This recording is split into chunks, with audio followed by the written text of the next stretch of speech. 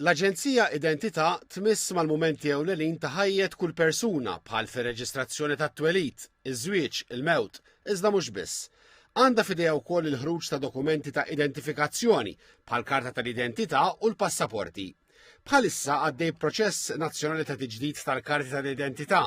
Sissa ġew imġedda 160,000 u l-proċess ser jissokta fil-ġimgħat u fix-xhur li ġejjin fil-kunsilli lokali.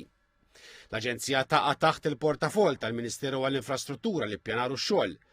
Fi żjara lill-Aġenzija, il-Ministru Jonathan Attard esprima sodisfazzjon għal mod kif qiegħda titmexxa u għal mod kif qegħdin jintlaħqu l-miri fosthom fit-taqsima tal-Karta tal-Identità. Qal li t-tiġdid tal-karti tal-identità huwa pass importanti li jkompli jsaħħaħ il-kwalità u s-sigurtà tad-dokumenti tal-identità Maltin. It-tmexxija tal-Aġenzija spjegat li fl-ewwel nofs ta' din is-sena kien hemm aktar minn 8 miljun transazzjoni b'kont tal-EID. Intqal ukoll li fl-ewwel 6 xhur tal-2026 l-Aġenzija Identità pproċessat 250,000 applikazzjoni għal servizzi varji li toffri.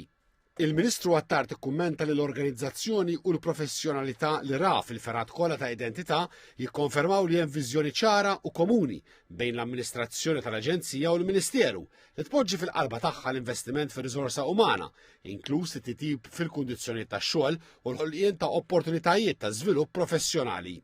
Komplit fuq dan il-punt iċ-Chairperson ta' Identità Marlene Mizzi li qalet li l-għan ta' tmexxija huwa servizz dejjem aħjar lill-pubbliku bbażat fuq l-esperjenza tal-ħaddiema li qegħdin ikomplu jsibu opportunitajiet biex filwaqt li jilħqu l-aspirazzjonijiet tagħhom ikomplu jtejbu s-servizz offrut.